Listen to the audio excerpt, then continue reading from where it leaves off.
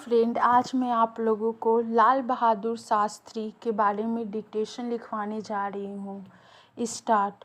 आज भारतीय राजनीति में फैले भ्रष्टाचार और उच्च संवैधानिक पदों के लिए नेताओं के बीच मची होड़ को देखकर यह विश्वास नहीं होता कि देश ने कभी किसी ऐसे महापुरुष को भी देखा होगा जिसने अपनी जीत की पूर्ण संभावना के बाद भी यह कहा हो कि यदि एक व्यक्ति भी मेरे विरोध में हुआ तो उस स्थिति में मैं प्रधानमंत्री बनाना नहीं चाहूँगा।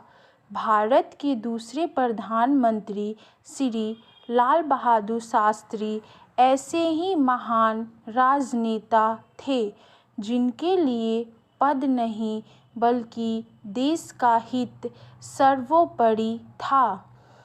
27 मई 1964 को प्रथम प्रधानमंत्री पंडित जवाहरलाल नेहरू की मृत्यु के बाद देश का साहस एवं निर्भीकता के साथ नेतृत्व करने वाले नेता की जरूरत थी।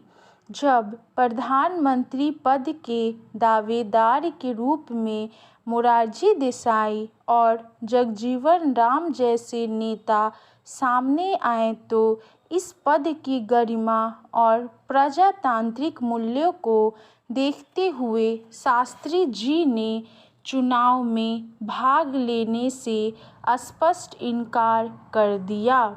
अंततः कांग्रेस के तत्कालीन अध्यक्ष कामराज ने कांग्रेस की एक बैठक बुलाई जिसमें शास्त्री जी को समर्थन देने की बात की गई है और 2 जून 1964 को कांग्रेस के संसदीय दल ने सर्वसम्मति से उन्हें अपना नेता स्वीकार किया।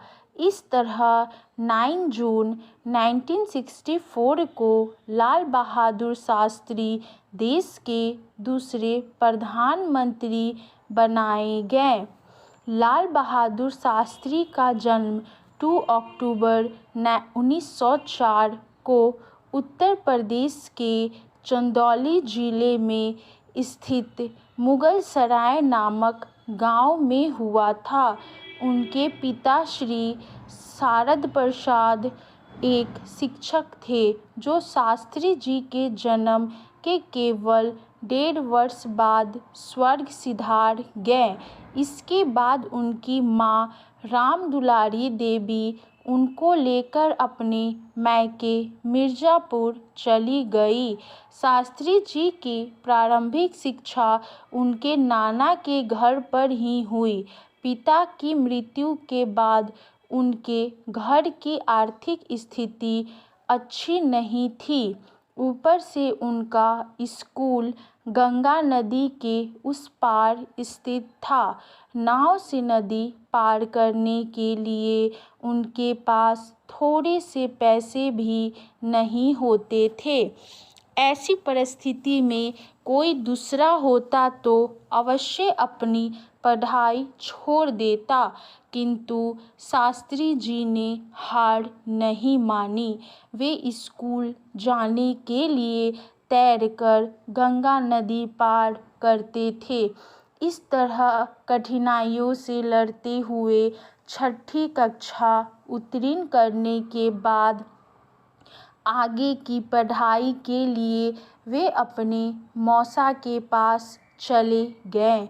वहां से उनकी पढ़ाई हरिश्चंद्र हाई स्कूल तथा काशी विद्यापीठ में हुई। वर्ष 1920 में गांधी जी के असहयोग आंदोलन में भाग लेने के लिए उन्होंने अपनी पढ़ाई छोड़ दी, किंतु बाद में उन्हीं की प्रेरणा से उन्होंने काशी विद्यापीठ में प्रवेश लिया और वहां से वर्ष 1925 में शास्त्री जी की उपाधि प्राप्त की। शास्त्री की उपाधि मिलते ही उन्होंने जन्म से चला आ रहा जाति सूचक शब्द श्रीवास्तव हमेशा के लिए हटा लिया तथा अपने नाम के आगे शास्त्री लगा लिया। इसके बाद वे देश में पूर्णतः संलग्न हो गए।